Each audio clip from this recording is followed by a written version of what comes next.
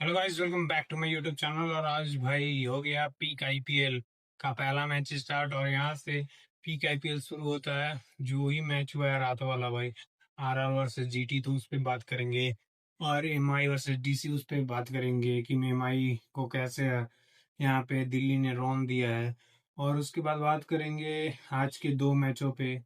तो चलिए सबसे पहले वीडियो शुरू करते हैं। और सबसे पहले दोपहर के मुकाबले से ही चलते हैं। तो वहाँ पे टॉस होता है, डीसी टॉस जीत जाती है। और दोनों का टीम सेम रहता है, बस एमआई का एक चेंज रहता है कि हार्दिक पांड्या का तबीयत खराब हुआ था, तो वहाँ पे कैप्टनसी कर रहे थे सूर्य कुमार यादव। और वहाँ पे मतलब कॉर्विन बॉस आ जाते, मतलब कॉम्बिनेशन उनका छेड़ना पड़ जाता, तो कॉर्विन बॉस, दीपक चहर और उसके बाद मिचेल सेंटर आ जाते अल्लाह गजनफर की जगह पे। जो कि एक्सपेक्टेड था कि अल्लाह गजनफर की जगह पे मिचेल सेंटर खेलेंगे, तो वो आ जाते हैं। तो वहाँ पे भाई टॉस जीत के ये डेली बॉलिंग करती है, क्योंकि यहाँ पे भी लेकिन वैसे बोला गया था कि पहले बैटिंग करने वाला टीम पहले ज्यादा जीती है। और भाई पहली ओवर में 9 रन आ जाते हैं मुकेश के ओवर में।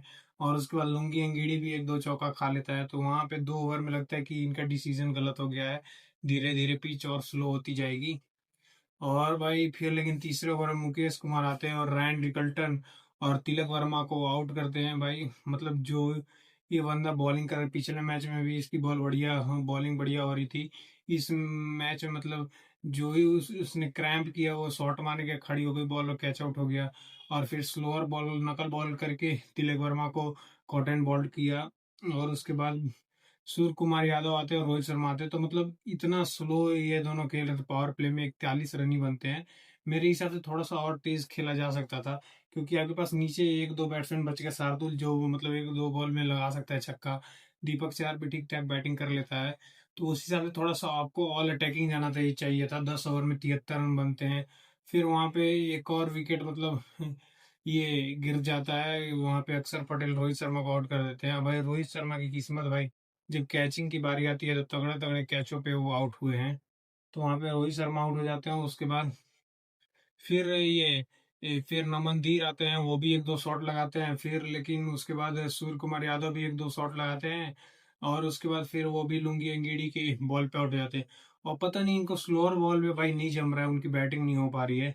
34 में 51, तो कभी सूर्य कुमार यादव को मैंने खेलते हुए नहीं देखा है।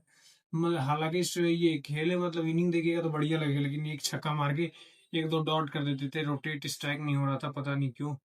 तो वहां पे थोड़ा सा लगा कि मेरे को रोहित शर्मा और सूर्य कुमार यादव स्लो खेल रहे थे। उसके बाद फिर बात करें तो ये नमन धीर भी स्लो खेला, 133 के स्ट्राइक रेट से 33 रन बनाए 31 बॉल के आसपास।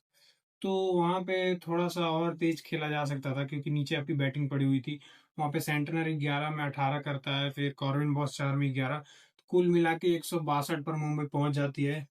और उसके बाद बॉलिंग करने आती है मुंबई, और वहां पे फिर से स्टार्टिंग में बोला गया था कि रोहित शर्मा को इम्पैक्ट नहीं करेंगे, तो उनको ही इम्पैक्ट करके बाहर कर दिया वहां पे। लेकिन भाई राहुल, ये राहुल अनलकी चल रहा है, डाउन द लेग जाती हुई बॉल बैट पे लगती है, कैच आउट हो जाता है वहां पे बंदा।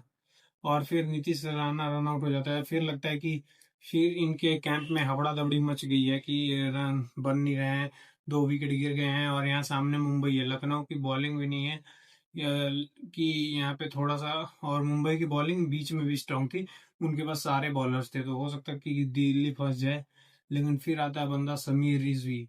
और भाई ये और तुषार देशपांडे जो कल के मैच में किया है, सीएसके का सबसे बड़ा लॉस हुआ है। और जो रिलीज किया है, मैं तो ये सोच रहा हूँ कि प्रशांत वीर और कार्तिक शर्मा को फिर से रिलीज किया और कम पैसे में भी क्या वहां जाके परफॉर्म करे, तो फिर क्या होगा, लालत हो जाएगा फिर तो भाई ऐसे भी अब मेरा मन नहीं करता है यार सीएसके का मैच देखने की, क्योंकि भाई जो आपका मतलब स्ट्रांग चीज है वो आप खेलते ही नहीं हो बढ़िया से। तो उस पर हम लोग आएंगे बाद में। तो फिर वहां पे समीर रिजवी आते हैं, और फिर पतुल निशंका स्टार्टिंग में एक्सेलरेट करके खेलते हैं। फिर समीर रिजवी की बैट से नहीं लग रहा था, ये 25 बॉल में 23 या 24 पे था। उसके बाद जो ही हिटिंग करना चालू करता है वो पतुल निशंका, 44 बढ़िया रन बना के आउट हुआ था। और उसके बाद वो हिटिंग करना चालू करता है भाई, स्पिनर्स को भी रख रख के छक्के देता है, फास्ट बॉलर को भी छक्के मारता है। और बुमराह को एकदम आराम से बढ़िया से खेल के सिंगल डबल निकाल देता है। तो ये होती है मतलब समझदारी वाली बैटिंग, की मेन बॉलर को टारगेट नहीं करना, बाकी सबको मारो। और इनकी बॉलिंग भाई, मेरे को ये एक चीज लगा कि इनके पास विकेट टेकिंग बॉलिंग नहीं है। रन तो ये कंटेन कर लेंगे, लेकिन विकेट कैसे मिलेगा इनको। सबसे बड़ी दिक्कत यहाँ पे ये है। एक बुमराह विकेट टेकर था, उसको भी सब आराम से खेल खेल के निकाल दे रहे हैं। तो वहाँ पे एक विकेट टेकर चाहिए, जो नई बॉल से तो एक विकेट मिल जाएगा दीपक चहर को, लेकिन नहीं, आज भी दीपक चहर का स्विंग कम ही हो रहा था।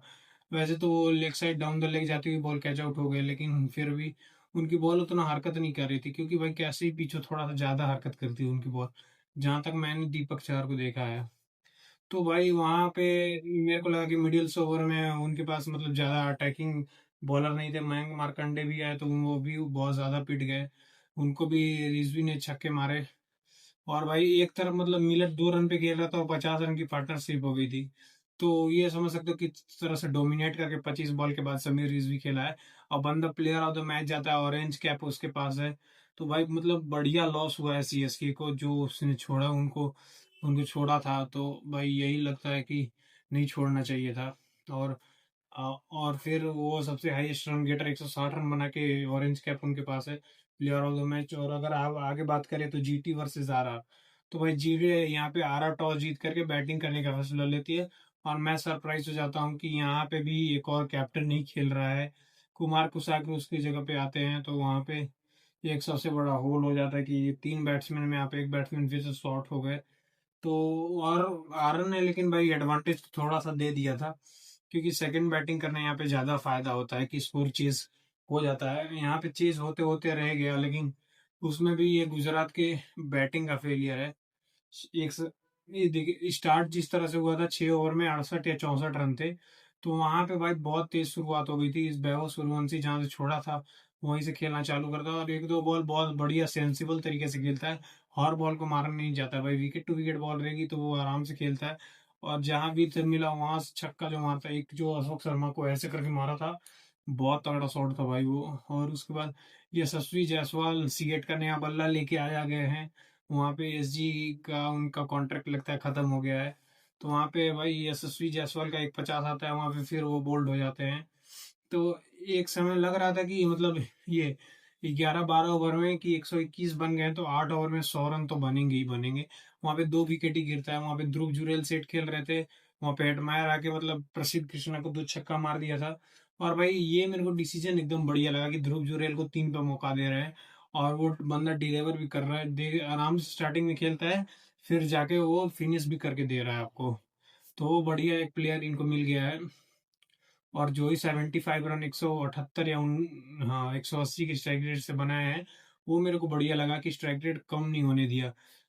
स्टार्टिंग में थोड़ा सा स्लो खेल रहे थे, लेकिन फिर जाते जाते कैचअप कर लिया था बढ़िया। तो वहां पे फिर हेटमायर 2 छक्के मार लेते हैं, उनका फिनिश ज्यादा बढ़िया नहीं हुआ, इसीलिए वो 210 तक ही रुक गए। मेरे को लग रहा था कि 230 तो मिनिमम यहाँ पे बनेंगे, लेकिन वहां पे पराग आउट हो जाते हैं, एटमायर 2 छक्के मार के आउट हो जाते हैं, जडेजा से बॉल नहीं लग रही थी, डोनामन फरेरा आउट हो गया। तो मतलब फिनिशिंग इनकी बढ़िया से नहीं हुई।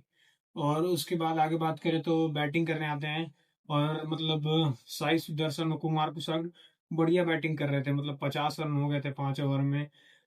और मतलब 6-7 ओवर में बढ़िया रन रेट चल रहा था, और रिक्वायर्ड रन रेट कंट्रोल में चल रहा था।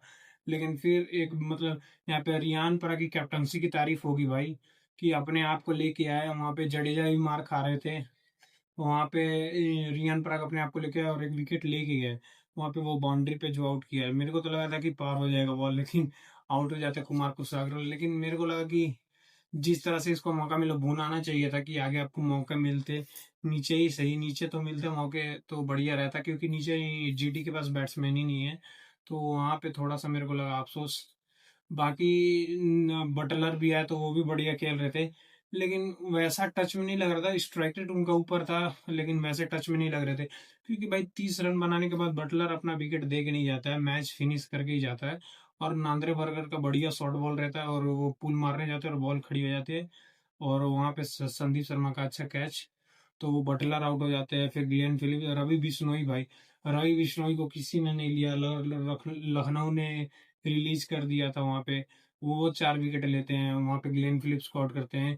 वॉशिंगटन से चौका खाने के बाद, वॉशिंगटन का तो बहुत गंदा शॉट था, और ग्लेन फिलिप्स का मतलब शॉट सिलेक्शन, एक तो आपकी बॉल बैटिंग कमजोर है मिडिल ऑर्डर में, और शॉट सिलेक्शन इतना गंदा कर रहे थे ये लोग कि मतलब मेरे को समझ में नहीं आया एकदम। और उसके बाद फिर 2 यहाँ पे विकेट मिलते हैं, एक साई सुदर्शन का विकेट मिलता है, वो भी मतलब आधे पिच की बॉल वहां पे बैट पे बढ़िया से आई नहीं, तो वहाँ पे वो आउट हो जाते हैं। और उसके बाद भाई कगिसो रबाडा और राशिद खान, मतलब 50 रन चाहिए रहता तो मेरे को लगा कि राजस्थान जीत रही है, लेकिन जैसे इन लोगों ने पार्टनरशिप किया था वहाँ पे, मेरे को लगा कि ये मैच गुजरात निकाल के ले जाएगी। और एक समय पे 12 बॉल पे 15 रन चाहिए था, और जोफ्रा आर्चर का ओवर मात्र 4 रन का जाता है, जिसमें एक फुल टॉस रहता है, वो आप कनेक्ट नहीं कर पाए।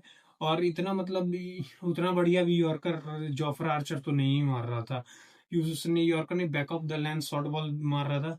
वहां पे आपको एक फुल टॉस का तो वो मारना ही चाहिए था चौका, तो वहां पे अपने ही रन कम हो जाते, लेकिन वो मिस कर जाते हैं। फिर भाई यहाँ पे भी रियान पराग की कैप्टनसी को शाउट आउट है, कि तुषार देश पांडे के साथ आखिरी ओवर गया, वहां पे नांद्रे बर्गर बचा हुआ था, कि वहां पे गाली खाता अगर वो अगर पिट जाता तो, कि आपके पास मेन बॉलर नांद्रे बर्गर है, वहां पे फैंस ही इसको गाली दे रहे होते, और बहुत लोग ट्रोल भी करते, लेकिन भाई वहां पे बहुत बढ़िया कॉल लेता है अपने ऊपर, कि अपने इंस्टिंक्ट को बैक करता है कि वहां पे तुषार देश पांडे डालेगा। और भाई जो ही ये बंदा यॉर्कर नेल कर रहा था, शॉट तो लग ही नहीं रहे थे राशिद खान से भी और कगिसो रबाडा से। एक वाइड होती है, बाकी 3 रन देता है, और भाई मैच निकाल के ले जाता है। यही पिछले साल 2024 में तुषार देशपांडे को राशिद खान ने मार दिया था, और वहां पे भी ऐसा वाला सेलिब्रेशन किया था, और आज तुषार देशपांडे ने ऐसा सेलिब्रेशन किया है। तो भाई मजा आ गया रात का मैच देख के, और ऐसा लग रहा है कि अब आईपीएल पीक पे यहाँ से उठेगा बढ़िया तरीके से। और अगर आज की मैच की बात करें तो एलएसजी वर्सेस एसआरएच, मेरे को नहीं लगता कि ज्यादा बदलाव होने चाहिए कोई भी टीम में।